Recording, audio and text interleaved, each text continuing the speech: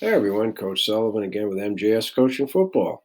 My background is my 38th year coaching football. I've either been a defensive, offensive, or special teams coordinator, as well as a head coach at both the collegiate and high school levels. In this presentation, I want to talk to you about one of our RPO coverages. That also, the coverage itself tells the defensive line what it is they're doing as well. Okay, and so this is going to be a unique. And again, the purpose of the coverage is to dictate to the quarterback what his read is and therefore what he should do. Okay, and it's a whole different look coming from our cornerback, which is the big reason why we use it. So this is what we call cream. Okay, the color cream. And the letter C, involves the corner big time. Okay. And so, first of all, let me talk about how the defensive line is impacted. If you go to my rifle package playlist, this is an evil angle away, right? But rather than add to the verbiage, cream tells the defensive line you are executing evil angle away or evil angle to. The point here is it's to the halfback or to the call. So if I were to make it simple for my defensive line, I'd say, guys, it's an evil angle two, and that nose, you go to the call. Lucky Ringo. Okay. So that's what's happening here. Okay. It's a Ringo, so the nose is going A gap to the call. Right. Defensive ends are both slanting B gaps, and they're penetrating and they're reading the edges of their guards. All right. So, first of all, now let me go to some of the basics. Cream has to be the offset halfback. So, if it is pistol, we check Bronco. And so, if you go to my RPO coverage playlist, you'll see what Bronco's all about. Okay. And it's specific technique to detached outside linebacker. All right. The Lucky Ringo call is to the offset halfback. So, in this diagram, I have the halfback right, east, away from the tight end. The next diagram, you'll see it'd be west to the tight end. We'll show you how we can do this both to and away from a tight end. So Ringo, and we get back now to the secondary. Ringo, this is a rotational 3 deep.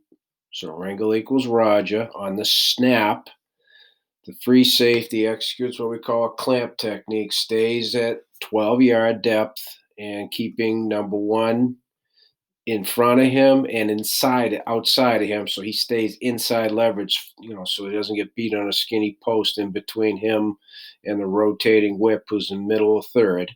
Okay. And then the corner opposite to call, tempo bail is the technique we use. Tempo bail, don't be screaming out of there, and then they open up a nice simple soft hitch or slant. Tempo bail. Okay. So it's a rotational 3 deep on the snap. And here is the technique for the corner.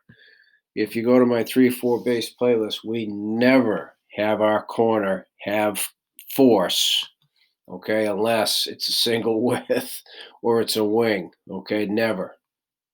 So the fact that we're playing cloud support with a detached corner who's 1x7 outside number one by itself is a whole different read because we never do that.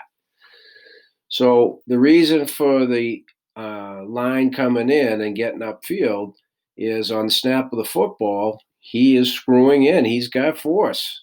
I mean, if we're any type of a speed option, he's got to rally up and get the pitch. So he's got to make sure he doesn't get pinned in and all that stuff. Okay. And then as he's coming in, he reads back is inside away. Now his eyes go to number 2. Okay. If the back is inside, I know I didn't have him drawn inside, but that's partly because he's got force. So any action from the back out, he's got to be able to get outside, play the pitch. Okay. So back's inside, eyes to 2. Back inside. So similar to you don't need the outside linebacker at orbit now. We don't need the field corner, okay, in cloud. So eyes go to 2. 2's out, he takes it. Boom, done. Okay. 2 doesn't come out, he's stock blocking, or he's running a slant, or he's vertical. Now he's going to settle down in the flat area, and look for number one. And so if one's not a threat to the flat, perhaps it's a crosser coming, or perhaps he fits in protection and flares late, right? A little check release. That's what he's doing flat. So big coaching point, rotation on the snap, corners coming in. When the back's inside, as he's coming in now, eyes go to two. Two's to him. He takes them. Boom, done. Two is inside or vertical. He settles down, and now he's got the flat area. Okay? We don't ever do that except for this coverage. So more often than not, if a team is going to run kind of a hitch or replace, they're going to clear out, have him maybe sit in this window, right? A little scat action potentially. He's going to sit there on scat, and now he's vertical, whatever it might be, and flare the back. We've got it covered. Okay? Excuse me. So the Bronco is static. He's just zit stepping. He's reading surface to the back. The back goes inside. He's a quarterback, so he's not moving. So now the quarterback, if he's reading here and he sees he isn't moving and he's seeing all this rotation, that's a whole different look for the quarterback. Okay, so now if we do have a third level RPO coming, we've got to be alert for the post, and that's why he keeps him to his outside. Okay, so he doesn't over rotate, and then we get busted right up the seam in between the two safeties. Okay, that's huge coaching point because his eyes are all about number one on a vertical. Okay, hopefully that makes sense. So now the inside linebackers, before I go to the next slide. Okay, he's not static. Back's inside. Boom, he's in opposite A gap now. Okay, opposite A gap now. So that should possibly, if he's reading him, gives it a keep read. So now that kicks in the perimeter defenders here. Here's your quarterback guy. Okay. Backside linebacker. Surface will be coming to him, running back in. He's a 51, so we got the run really knocked down, right? We're really committed to stopping the run here, making the quarterback keep the football. We would run this coverage versus a quarterback who's not really a great runner and or not looking to run the football, but is outstanding at throwing the pass portion of an RPO. Okay, so what I want you to take notice of before I go to the next slide, okay, the defender detached is in a position to take 2 or 1 coming in. Okay, so when it's outside linebacker on a tight end, he's not going to handle number 2. He is simply looking for 1. See, the inside linebacker is going to take 2. Okay, now this is on the side, all right, over here. So now we go to the next slide. So now it's going to be a lucky because the back is west 2. Now it's cloud over here. So here's number 2 on the snap. He's coming in. When that back goes in, eyes go to 2. Same premise. If back were coming this way, he'd have to rally up for the pitch. Right? Not complicated because it's cloud. If number 2 is vertical, inside, or blocking, he's just going to sit and settle.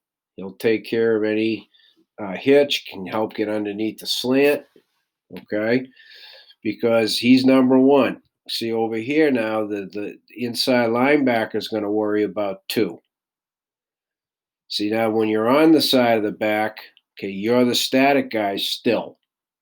So you're the quarterback read. So if he releases, quarterback sees you're not moving, that's either a give it or now you got to throw it. Again, we're trying to dictate quarterback read, and this is something we don't ever do. Play cloud support from a detached corner out here. Same rules. He's clamp technique, so he's going to keep them inside here as well as keep them outside so we don't get our balls busted up the seam in between the two safeties, kind of big. So now here's the difference. You got to coach your inside linebackers. On the side of the halfback, you're still going to be opposite A, but you can't just take off now in the back action because you got to worry about number 2. So it's not a static because he's not reading the mesh, but what for the quarterback. But what he is doing is if he sees the quarterback still has the football, now he's got to get his eyes to two. Okay, get his eyes to two. So by sitting there, that should be, if he's reading him, it should be a give. If he's reading him, it should be a giver or throw the football. Okay. So now when he sees the quarterback has it, his eyes go to two. If he sees the quarterback doesn't have it, he will fall back. We realize he'd be sort of late. However, if the surface is coming this way, this defensive end is bending. He's bending. And the reason, to answer the question, we have the nose go to the back. If this back is deeper than the quarterback, that eliminates the vertical cutback on the same side of the football. Okay? So same over here. The reason for the nose to the back, if he is behind the quarterback, he can hit downhill on the same side of the ball, A or B gap, and that eliminates that. All right? So as always, please, any questions at all, please reach out to me at coachmjsullivan@gmail.com. I hope you subscribe, and I'd love to talk football with you.